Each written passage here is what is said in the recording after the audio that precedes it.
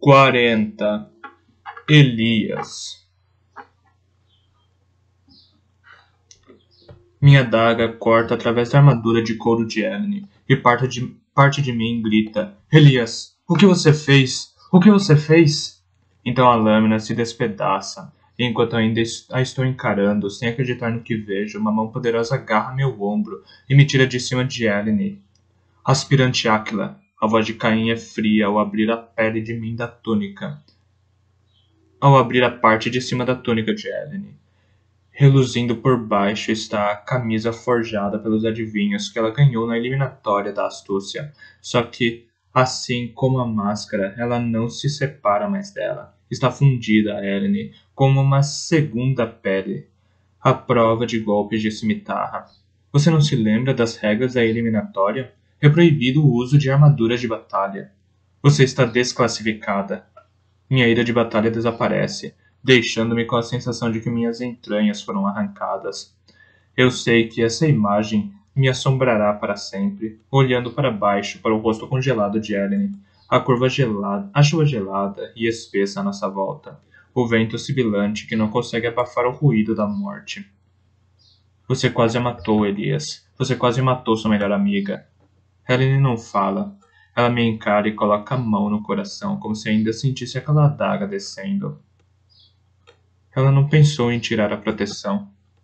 Uma voz fala atrás de mim, e uma figura franzina emerge da névoa. Uma adivinha. Outras sombras a seguem, criando um círculo em torno de nós. 2. Ela nem se lembrou da camisa, diz a adivinha. Ela a usou desde o dia em que a demos para ela. A camisa se fundiu a seu corpo, como a máscara. Um erro honesto, Caim. Mas um erro mesmo assim. Ela perdeu o direito à vitória, e mesmo se ela não a tivesse usado, eu teria vencido de qualquer maneira, porque a teria matado. A chuva gelada diminui para um chuvisco, e a névoa no campo de batalha se esvai, revelando a carnificina. O anfiteatro está estranhamente silencioso, e então noto que as arquibancadas estão repletas de alunos, centuriões, generais e políticos. Minha mãe observa da fileira da frente, ilegível como sempre. Meu avô está alguns degraus atrás dela, com uma mão fechada firme em sua cimitarra. Os rostos dos homens de meu pelotão são uma mancha. Quem sobreviveu? Quem morreu? Tristas, Demetrius, Lander, mortos. Cyril, Darian, Fortis, mortos. Eu me agacho ao lado de Ellen e digo seu nome. Sinto muito por tentar matá-la. Sinto muito por ordenar que o seu pelotão fosse morto. Sinto muito, sinto muito. As palavras não vêm. Apenas o nome dela, sussurrado repetidamente, na esperança de que ela ouça e compreenda. Helen olha além do meu rosto para o céu tempestuoso, como se eu não estivesse ali. Aspirante Vetúrios, diz Caim, levante-se. Um monstro, assassino, demônio, criatura vil, sombria. Eu odeio você, eu odeio você. Estou falando com um adivinho? Ou comigo mesmo? Não sei. Mas sei que a liberdade não vale isso. Nada vale isso. Eu deveria ter deixado Ellen me matar. Caim não diz nada a respeito da confusão que paira em minha cabeça. Talvez em um campo de batalha tomado pelos pensamentos atormentados de homens arrasados, ele não consiga ouvir os meus. Aspirante Vetúrios, ele diz, como Áquila perdeu o direito à vitória, e você, de todos os aspirantes, tem o maior número de homens vivos, nós, os adivinhos, o nomeamos vencedor da eliminatória da força. Parabéns, vencedor. A palavra bate ressoante como uma cimitarra caindo de uma mão morta.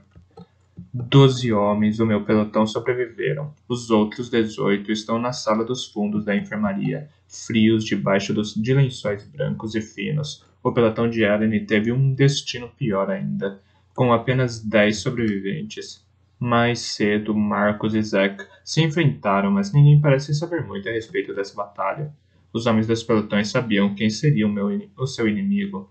Todos sabiam o que aconteceria nessa eliminatória. Todos com exceção dos aspirantes. Ferris me contou isso, ou talvez Dex. Não lembro como cheguei à enfermaria. O lugar é um caos. O médico-chefe e seus aprendizes estão soterrados de trabalho enquanto tentam salvar os feridos. Eles não deveriam perder tempo. Os golpes que demos foram para matar. Os curandeiros não demoram para perceber a verdade. Quando a noite cai, a enfermaria estava silenciosa, ocupada por corpos e fantasmas. A maioria dos sobreviventes já partiu, eles mesmos quase fantasmas. Helen relevada para um quarto particular. Eu espero do lado de fora da porta, lançando olhares sombrios para todos os aprendizes que tentam fazer com que eu vá embora. Eu preciso falar com ela. Preciso saber se ela está bem. Você não a matou? Marcos. Não empunho a arma quando ouço sua voz, embora tenha uma dúzia delas à mão. Se Marcos decidir me matar agora, não vou levantar um dedo para impedir. Mas desta vez não há veneno nele. Sua armadura está salpicada de sangue e lama, como a minha, mas ele parece diferente, diminuído, como se algo vital tivesse sido arrancado dele. Não, digo. Eu não a matei. Ela era sua amiga de batalha no campo. Ela era sua inimiga no campo de batalha. Não é vitória até você derrotar o inimigo. Foi isso que os adivinhos disseram. Foi isso que eles me disseram. Você devia ter matado Ellen. Bem, eu não a matei. Ele morreu tão fácil. Os olhos amarelados de Marcos estão perturbados, e sua falta de malícia é tão profunda que mal reconheço. Eu me pergunto se ele realmente me vê ou se vê somente um corpo. Uma pessoa viva. Uma pessoa que ouve. A cimitarra. A cimitarra. Ela o rasgou, diz Marcos. Eu queria pará-la. Eu tentei, mas ela foi rápida demais. Meu nome foi a primeira palavra que lhe disse, sabia? E a última. Um instante antes do fim, ele disse: Marcos. Ele disse. Nesse momento eu me dou conta. Não vi Zack entre os sobreviventes. Não ouvi ninguém dizer o nome dele. Você o matou. Digo em voz baixa. Você matou seu irmão. Eles disseram que eu tinha que derrotar o comandante do inimigo. Marcos ergue os olhos até encontrar os meus. Ele parece confuso. Todo mundo estava morrendo. Nossos amigos. Ele pediu que eu terminasse com aquilo. Fizesse parar. Ele me implorou. Meu irmão. Meu irmãozinho. A indignação cresce em mim como um asco. Passei anos detestando Marcos, considerando nada mais que uma cobra. Agora eu só consigo sentir pena dele, embora nenhum de nós mereça pena. Somos assassinos dos nossos próprios homens, do nosso próprio sangue. Não sou melhor do que ele é. Acompanhei. E não fiz nada enquanto Tristas morria. Matei Demetrius, Ennis, Lander e tantos outros. Se Ellen não tivesse quebrado as regras eliminatórias sem querer, eu a teria matado também. A porta do quarto de Ellen se abre, eu me levanto, mas o médico balança a cabeça. Não, Vetúrios. Ele parece pálido e subjugado, sem nenhum traço da petulância habitual. Ela não está pronta para receber visitas. Vá, rapaz. Vá descansar um pouco. Eu quase rio. Descansar? Quando me viro de volta para Marcos, ele se foi. Eu deveria ir atrás de meus homens, ver como estão, mas não consigo olhar para eles. E eles, eu sei, não vão querer me ver. Nós jamais nos perdoaremos pelo que fizemos hoje. Eu vou ver o aspirante Vetúrios. Uma voz disposta a brigar diz do corredor, do lado de fora da enfermaria. Ele é meu neto. Eu quero saber como ele... Elias! Ele empurra um aprendiz assustado quando saio pela porta da enfermaria e me puxa para si, seus braços fortes ao meu redor. Achei que você tivesse morrido, meu garoto. Ele diz em meu cabelo. Aquela tem mais coragem do que eu imaginei. Eu quase a matei. E os outros, eu os matei. Eram tantos. Eu não queria. Eu sou tomado por uma onda de enjoo. Eu me viro e vomito ali mesmo, na porta da enfermaria, até não ter mais nada para colocar para fora. Meu avô pede um copo d'água e espera silenciosamente enquanto bebo, com a mão sempre pousada no meu ombro. Meu avô, digo. Eu queria... Os mortos estão mortos, meu garoto. E pelas suas mãos. Não quero ouvir as palavras, mas preciso delas, pois são a verdade. Qualquer coisa menos que isso seria um insulto aos homens que matei.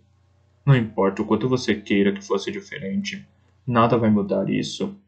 Você estará contando fantasmas agora, como o restante de nós. Suspiro e olho para minhas mãos. Não consigo fazê-las parar de tremer. Vou para o quarto. Preciso me limpar. Posso acompanhá-lo. Não será necessário. Caim aparece das sombras, tão bem-vindo quanto uma praga. Vamos, aspirante. Precisamos conversar.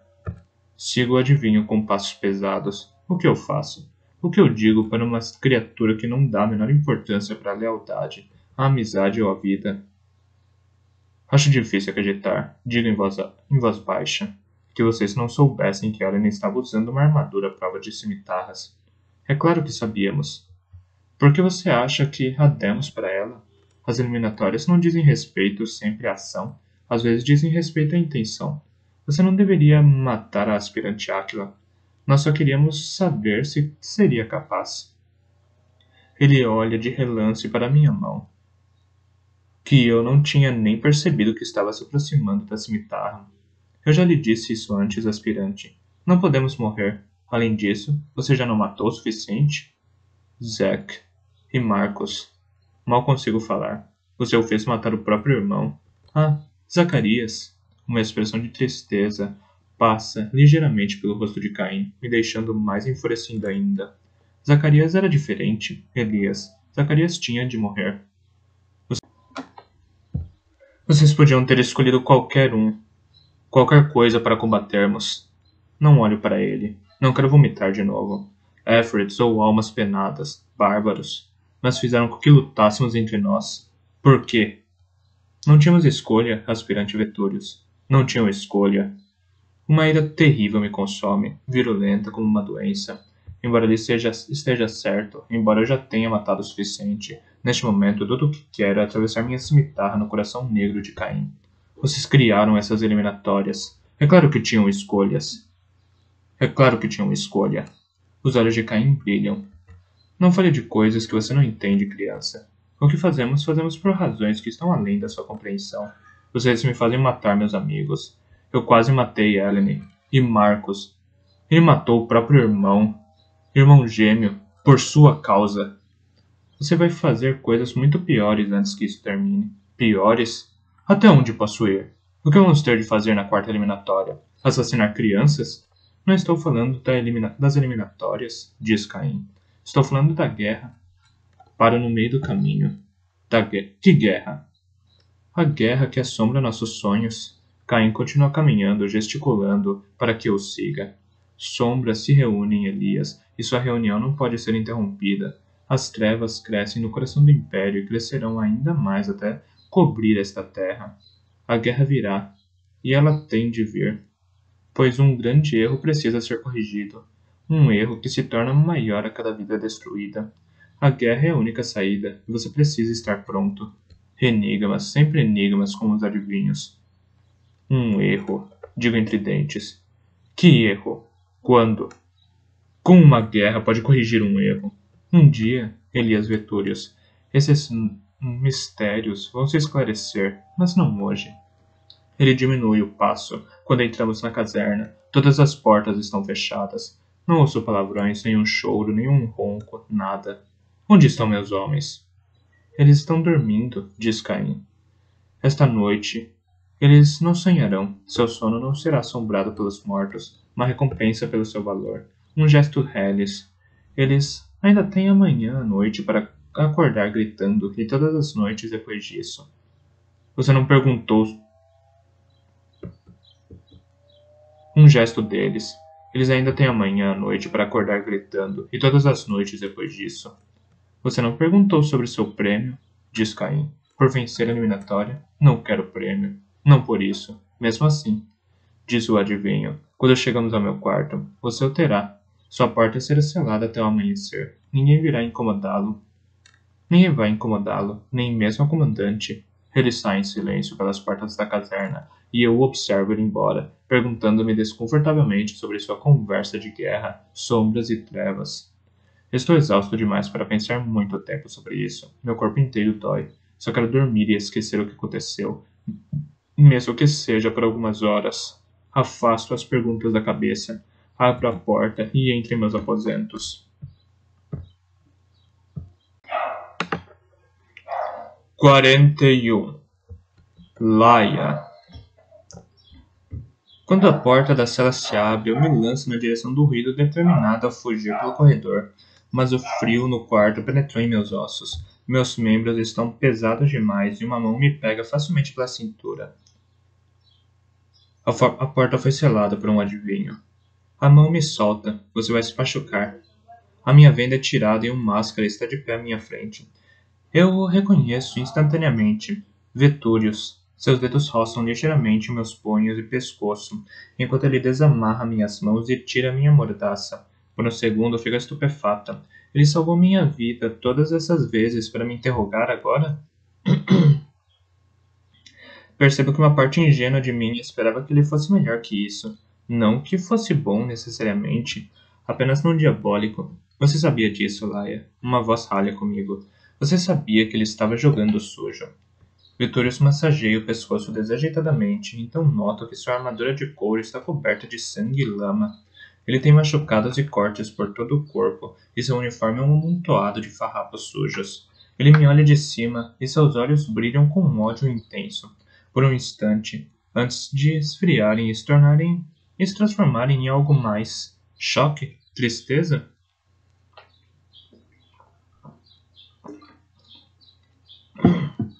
Não vou contar nada. Minha voz é aguda e fina, e cerro os dentes. Seja como sua mãe, não demonstre medo. Seguro meu bracelete. Não fiz nada de errado. Então pode me torturar o quanto quiser, que não vai adiantar nada. Veturius limpa a garganta. Não é por isso que você está aqui. Ele está plantado no chão de pedra, me analisando como se fosse um enigma. Eu o encaro de volta. Por que aquela coisa de olhos vermelhos me trouxe para esta cela se eu não vou ser interrogada? A coisa de olhos vermelhos. Ele anui. Boa descrição. Ele olha ao redor do cômodo como se o visse pela primeira vez. Isso não é uma cela. É o meu quarto. Observo o catre estreito, a cadeira, a lareira fria, a escrivaninha preta sinistra, os ganchos na parede. Para tortura, presumi. É maior que os meus aposentos, embora tão simples quanto. Por que eu estou no seu quarto? O máscara vai até a escrivaninha e remexe nela. Fico tensa. O que há ali? Você é um prêmio, ele diz. Meu prêmio por vencer a terceira eliminatória. Um prêmio? Digo. Por que eu seria? Subitamente eu entendo e balanço a cabeça, como se fosse fazer diferença. Tenho clara noção de como meu corpo está à mostra por baixo do vestido rasgado e tento juntar o que sobrou de tecido. Dou um passo para trás em direção à pedra fria e áspera da parede. É o mais distante que posso ir, mas não longe o suficiente. Já vi Veturius lutar. Ele é rápido demais, grande demais, forte demais. Não vou machucar você. Ele se vira da escrivaninha e olha para mim com uma empatia esquisita nos olhos. Eu não sou assim. Então estende uma capa negra limpa. Pegue. Está muito frio. Olho para a capa. Estou com tanto frio. Estou com frio desde que o adivinho me jogou aqui, horas atrás, mas não posso aceitar o que Veturius oferece. Pode ser uma armadilha, com certeza uma armadilha. Por que eu teria sido escolhida como seu prêmio, se não para aquilo? Após um momento, ele larga a capa sobre o catre. Posso sentir a fragrância de chuva nele, e algo mais sombrio. Morte. Silenciosamente, ele começa a acender um fogo na lareira. Suas mãos tremem. Suas mãos tremem. Você está tremendo, observo. Estou com frio. A madeira pega fogo e ele o alimenta pacientemente, absorto na tarefa. Há duas cimitarras embainhadas às suas costas e a apenas alguns metros de distância. Posso agarrar uma se for rápido o suficiente. Vou em frente, agora enquanto ele está distraído. Eu me inclino para a frente, mas quando estou prestes a me lançar, ele se vira, congelo, balançando-me ridiculamente. Pegue esta em vez disso. Veturius tira uma adaga da bota e a joga para mim, antes de se voltar para as chamas. Está limpa, pelo menos. O peso aquecido da adaga é reconfortante em minha mão e testo a ponta no polegar, afiada. Afundo de volta contra a parede e acompanho seus movimentos, desconfiada. O fogo vai consumindo o frio do quarto. Quando já está queimando, chamejante, Veturius solta as cimitarras e as apoia contra a parede. Bem ao meu alcance, vou estar ali. Ele anui para uma porta fechada no canto do quarto, que eu havia presumido que levava a uma câmara de tortura. A capa não vai te morder, sabia? Você está presa aqui até o amanhecer. Melhor ficar confortável. Ele abre a porta e desaparece no quarto de banho contíguo. Um momento depois, ouço a água encher uma banheira. A seda do meu vestido aquece para valer no calor do fogo, e sem tirar os olhos da porta do banheiro, deixo o calor emanar para o meu corpo. Então penso na capa de Vetúrios. Minha saia está rasgada até a coxa e a manga da blusa está completamente esfarrapada. Os laços do carpete estão rasgados, revelando demais. Olho apreensivo na direção do banheiro. Ele terminará o banho logo. Finalmente, pego a capa e a enrolo em torno de mim. Ela é de um tecido grosso, bem costurado, mais suave ao toque do que eu imaginava. Reconheço o cheiro dele, condimentos e chuva. Eu o inalo profundamente antes de desviar o nariz quando ouço um ruído na porta. E Vetúrios emerge com sua armadura e suas armas sujas de sangue. Ele esfregou a lama da pele e colocou um uniforme limpo. Você vai se cansar de ficar em pé. Você vai se cansar de ficar em pé aí a noite inteira, ele disse. Pode sentar na cama ou na cadeira. Quando não me mexo, ele suspira. Você não confia em mim. Eu entendo. Mas se eu quisesse te machucar, já teria feito isso. Por favor, sente-se. Vou ficar com a faca. Pode ficar com a cimitarra também. Eu tenho uma pilha de armas que nunca mais quero ver na vida. Pode levar todas elas. Ele cai na cadeira e começa a limpar as grevas da armadura. Eu me sento toda dura em sua cama, pronto para empunhar a faca se precisar. Ele está tão próximo que posso tocá-lo. Vetúrios não diz nada por um longo tempo. Seus movimentos são pesados e cansados. Por baixo da sombra da máscara, sua boca carnuda parece impiedosa, seu queixo resoluto. Mas eu me lembro do seu rosto na noite do festival. É um belo rosto. E nem mesmo a máscara consegue esconder isso. Sua tatuagem de Blackcliff no formato de um diamante é uma sombra escura na nuca. Parte dela manchada de prateado onde o metal da máscara se adere à pele. Ele ergue a cabeça sentindo meu olhar, e então vira o rosto rapidamente, mas não antes de eu perceber uma vermelhidão reveladora em seus olhos. Relaxo o aperto dos dedos sobre a faca. O que poderia chatear um máscara, um aspirante, a ponto de levá-lo às lágrimas? O que você me contou sobre viver no bairro dos eruditos? Ele disse, quebrando o silêncio do quarto. Com seus avós e seu irmão. Isso foi verdade um dia. Até algumas semanas atrás, o Império fez uma batida na nossa casa. Um máscara veio, matou meus avós, levou meu irmão. E os seus pais? Morreram. Já faz muito tempo. Meu irmão é o único que restou, mas ele está numa sala da morte na prisão Becker. Vetúrios me olha de relance. Becker não tem celas da morte. Seu comentário é espontâneo e tão inesperado que leva um momento para ser assimilado. Ele olha de volta para seu trabalho, sem se dar conta do impacto que suas palavras tiveram sobre mim. Quem lhe disse que ele está... Quem lhe disse que ele estava numa cela da morte? E quem disse que ele estava em Becker? Eu... Houve um rumor. Idiota, Laia. Você que entrou nessa de um amigo. O seu amigo está errado, ou se confundiu. As únicas celas da morte em Serra estão na central. Becker é muito menor e normalmente cheia de mercadores, trapaceiros e plebeus bêbados. Não é como Calf, com certeza. Eu sei do que estou falando. Já fui guardado. Já fui guarda nas duas. Mas se Blackcliff fosse, digamos, atacada, minha mente se acelera enquanto penso no que Mason disse. Não seria Becker que forneceria a segurança? Vetúrio solta um risinho fraco. Becker protegendo Blackcliff? Não deixe minha mãe ouvir essa. Blackcliff tem 3.000 alunos criados para a guerra, Laia. Alguns são jovens, mas, a não ser que sejam inexperientes, são perigosos.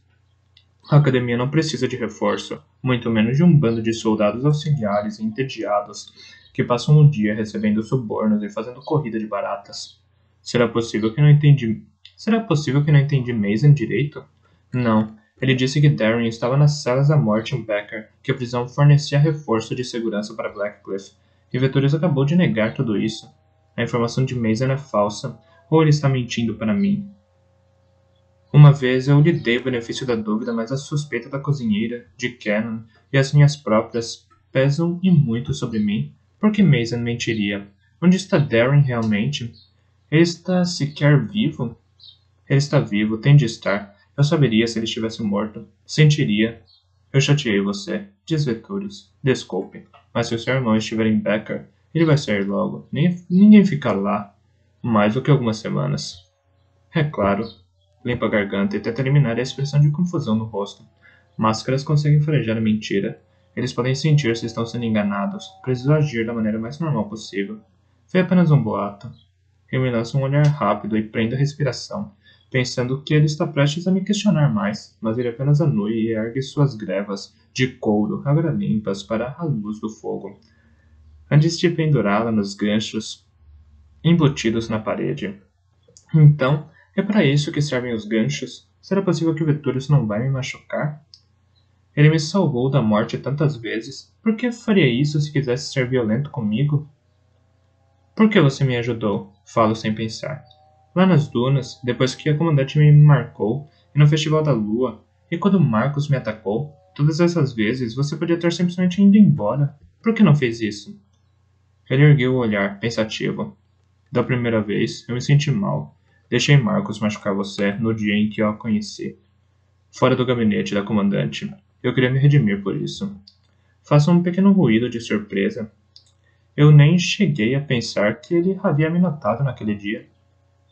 Então mais tarde, no Festival da Lua e com Marcos, ele dá de ombros. Minha mãe teria matado você. E Marcos também. Eu não podia simplesmente deixar que você morresse. Um monte de máscara só assiste, enquanto os eruditos morrem. Você não. Não sinto prazer com a dor dos outros. Ele diz. Talvez seja por isso que sempre odiei Blackcliff.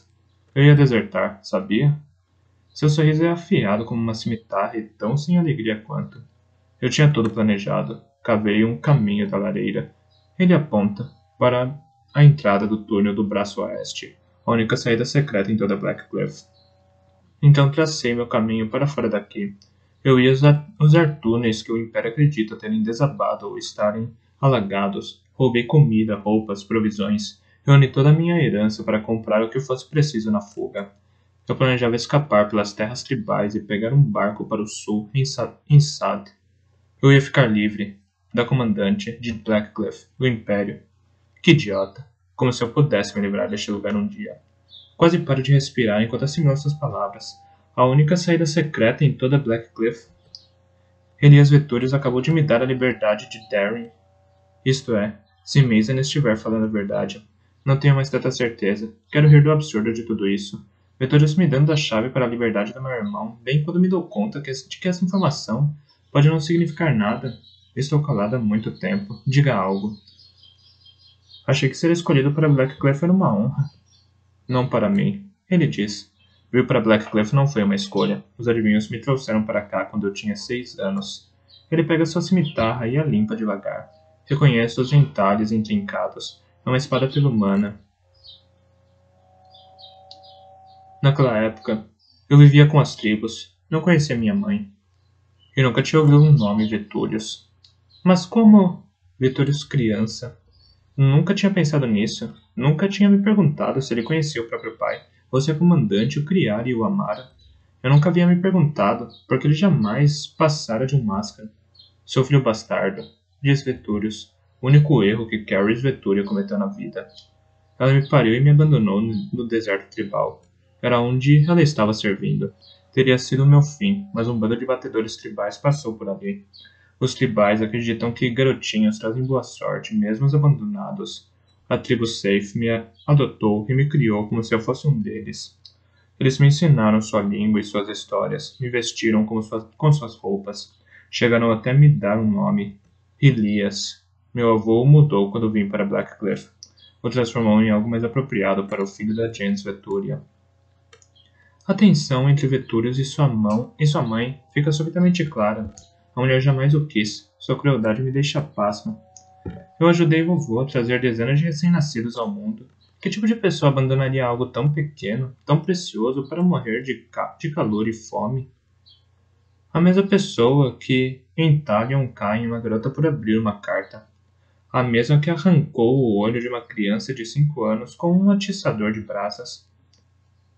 O que você se lembra dessa época? Pergunto. De quando você era um menino, antes de Blackcliff. Vetúrius franze o senho e leva a mão à têmpora. A máscara bruxuleia, estranhamente ao seu toque, como uma poça atingida por uma gota de chuva que gera pequenas ondas. Eu me lembro de tudo. A caravana era como uma pequena cidade. Os Safe são uma tribo considerável com 12 famílias. Foi criado pela Kerrane da tribo, uma Mihila. Ele fala por um longo tempo e suas palavras costuram uma vida diante de mim. A vida de uma criança de olhos curiosos e cabelos escuros que fugia das aulas para se aventurar, que esperava ansiosamente à beira do acampamento pelo retorno dos homens da tribo de suas incursões como comerciantes. Um garoto que brigava com o irmão adotivo em um minuto e ria com ele no minuto seguinte. Uma criança sem medo até que os adivinhos vieram atrás dele e o jogaram em um mundo dominado pelo medo. Exceto pelos adivinhos, ele poderia estar falando de Darren ou de mim. Quando ele cai em silêncio, é como se uma bruma dourada e quente tivesse sido tirada do quarto. Ele tem a habilidade de uma Kerrane para contar histórias. Olho para ele, surpresa ao ver não o garoto, mas o homem que ele se tornou. Um máscara, um aspirante, um inimigo. Eu entediei você, ele disse. Não, de maneira nenhuma, de maneira alguma. Você era como eu. Você era uma criança normal. Isso foi tirado de você. Isso te incomoda? Bem, certamente torna você uma pessoa mais difícil de odiar. Ver o inimigo como um ser humano, o pior pesadelo de um general. Os adivinhos trouxeram você para Blackcliff. Como isso aconteceu? Dessa vez, sua pausa é mais longa, pesada, com a mácula de uma memória que seria melhor ter esquecido. Era outono. Os adivinhos sempre trazem uma nova safra de novilhos, na pior época dos ventos do deserto. Na noite em que eles foram ao acampamento Safe, a tribo estava feliz. Nosso chefe tinha voltado havia pouco de uma viagem de negócios bem-sucedida, e tínhamos roupas e sapatos novos, até mesmo livros. As cozinheiras abateram 2 cabras e assaram em espetos. Os tambores batiam, as garotas cantavam e as histórias jorravam de uma mirrila durante horas. Nós celebramos noite adentro, e finalmente todos dormiram. Todos, exceto eu. Fiquei com uma sensação estranha por horas, de que algo sombrio estava para acontecer. Eu vi sombras do lado de fora, sombras dando a volta no acampamento. Olhei para fora da carruagem onde eu estava dormindo e vi um homem. Roupas pretas, olhos vermelhos e a pele sem cor alguma. Um adivinho. Ele disse meu nome. Lembro que pensei que ele devia ser meio réptil porque sua voz soou como um sibilar. E foi isso. Ele estava acorrentado ao Império e foi escolhido. Você ficou com medo? Aterrorizado. Eu sabia que ele estava lá para me levar embora. Eu não sabia para onde nem porquê. Então eles me trouxeram para Blackcliff. Cortaram meu cabelo, tiraram minhas roupas e me colocaram em um cercado na rua com os outros para a seleção. Os soldados nos jogavam pão mofado e carne seca uma vez por dia, mas na época eu não era muito grande. Então não conseguia pegar muito. No fim da manhã do terceiro dia tive certeza de que morreria. Então, saí escondido do cercado e roubei comida dos guardas. E dividi com a garota que me ajudou na vigia. Bem, ele ergue a cabeça considerando. Digo, dividi. Mas na verdade ela comeu a maior parte. Enfim.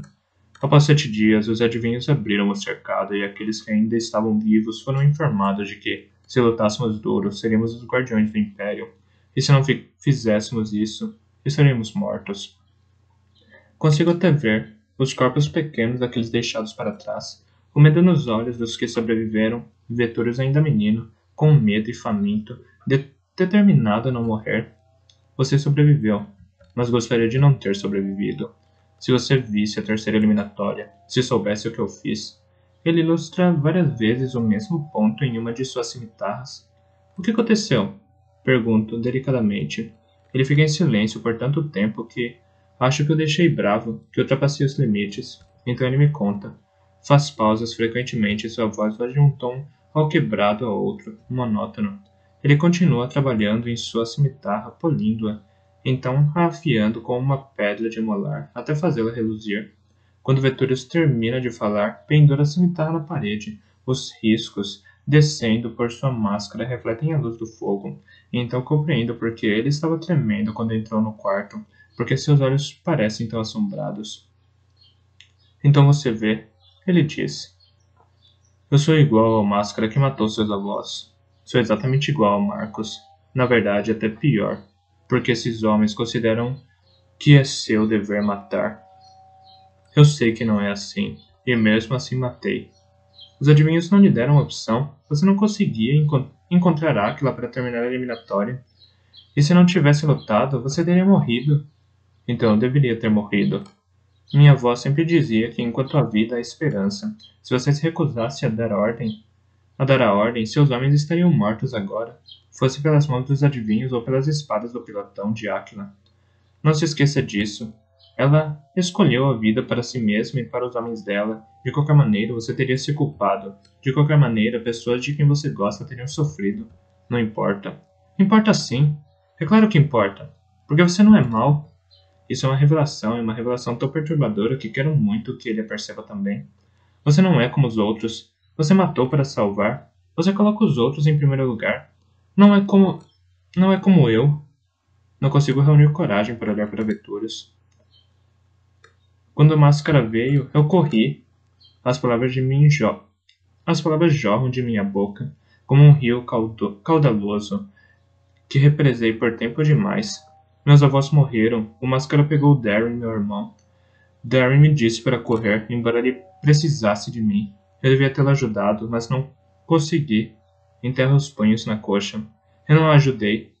Eu escolhi não ficar. Escolhi correr como uma covarde. Ainda não compreendo isso. Eu devia ter ficado, mesmo que significasse morrer. Meus olhos buscam o chão de vergonha. Mas então a mão dele está em meu queixo, levantando meu rosto. Sua fragrância limpa me envolve. Como você disse, Laia. Ele me força a encará-lo.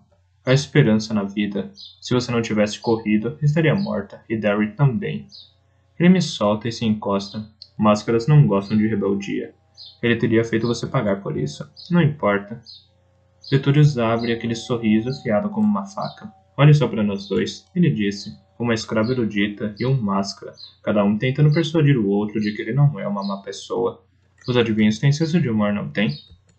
Meus dedos estão cerrados em torno do punho da adaga que Veturius me deu, e uma ira intensa cresce dentro de mim, dirigida aos adivinhos por me fazerem pensar que eu seria interrogada. A comandante por deixar o próprio filho para morrer uma morte dolorosa. A Blackcliff por treinar aquela criança para ser uma assassina. Aos meus pais por morrerem e ao meu irmão por ter se tornado aprendiz de um marcial. A Mason por suas exigências e segredos. Ao Império e seu controle férreo sobre todos os aspectos da nossa vida. Quero desafiar todos eles, o Império, a Comandante, a Resistência. Eu me pergunto de onde vem essa rebeldia, e meu bracelete parece esquentar subitamente. Talvez haja mais de minha mãe em mim do que eu imaginei. Quem sabe não precisamos ser uma escrava erudita em um máscara, largo a adaga. Só por hoje, talvez possamos ser apenas Laia e Elias. Encorajada, estendo a mão e puxo a virada de sua máscara, que nunca pareceu ser parte dele. Ela resiste, mas agora o quero sem ela. Quero ver o rosto do garoto com quem conversei a noite toda, não a máscara que eu sempre pensei que ele fosse. Então puxo com mais força e a máscara cai em minha mão, com um ruído sibilante. A parte de trás está encurvada em pontas afiadas, molhadas de sangue. A tatuagem em seu pescoço brilha com uma dezena de pequenos ferimentos. Desculpe, digo. Não percebi. Ele me olha nos olhos e algo indefinido queima em seu olhar, um brilho de emoção que provoca um tipo diferente de fogo em minha pele. Que bom que você atirou. Eu deveria desviar o olhar, mas não consigo. Seus olhos não têm nada a ver com os de sua mãe. Os olhos dela têm o tom cinza pálido de um vidro quebrado, mas os de Elias, com seu arco de cílios escuros, são de um matiz mais profundo, como o coração denso de uma nuvem de tempestade. Eles me atraem, me fascinam, se recusam a me deixar. Levo dedos receosos até sua pele. A barba raia em sua face é áspera debaixo da minha palma. O rosto de Kenan passa subitamente por minha mente e logo desaparece. Ele está longe daqui. distante, absolutamente dedicado à resistência. Elias está aqui, na minha frente, quente, belo e fragilizado. Ele é um marcial, um máscara, mas não aqui, não hoje à noite, neste quarto.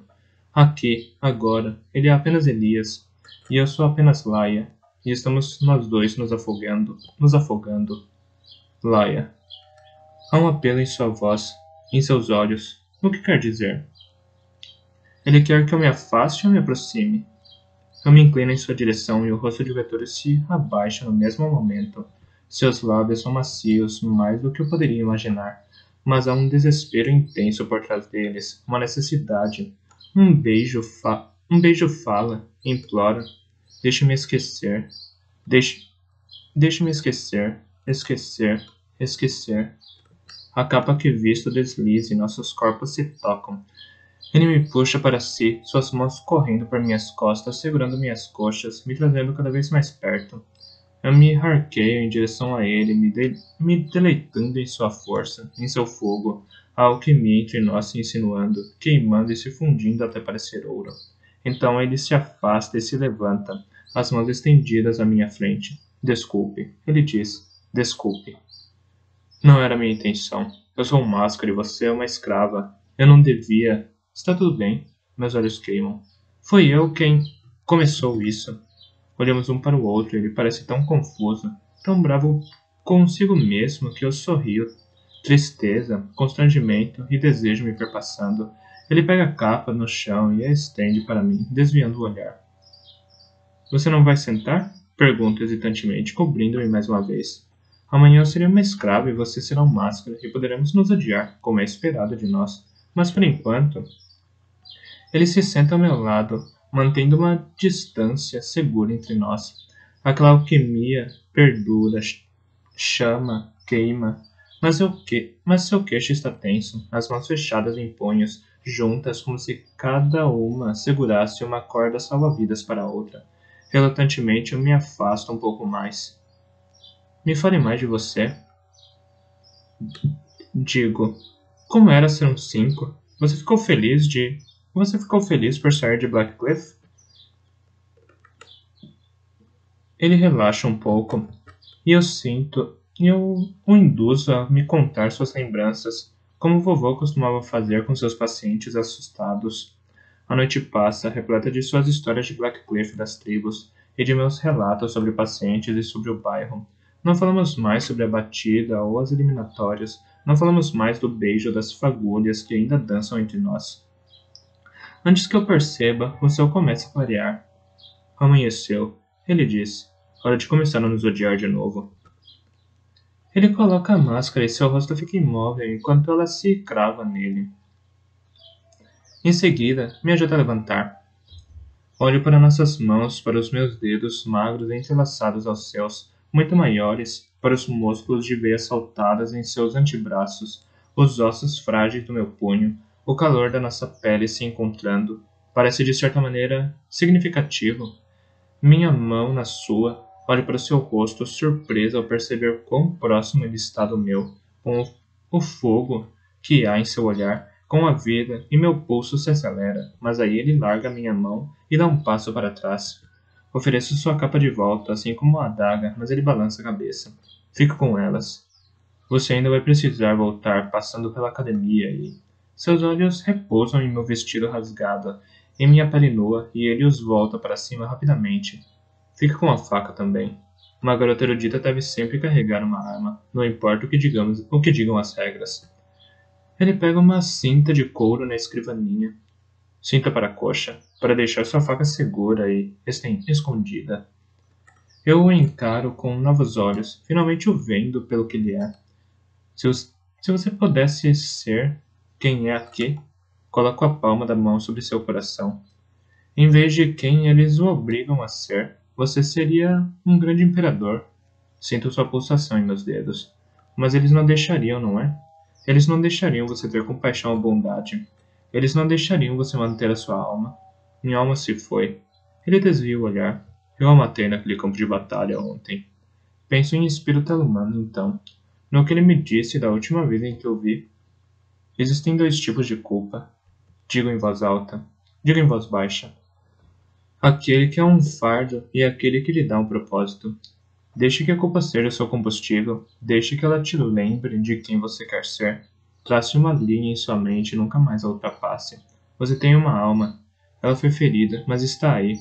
Não deixe que tirem isso de você, Elias.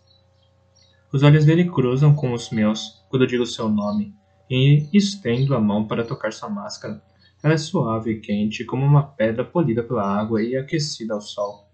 Abaixe o braço, então deixe o seu quarto, e sigo até as portas da caserna. O sol já brilha no céu, quando ganho a rua.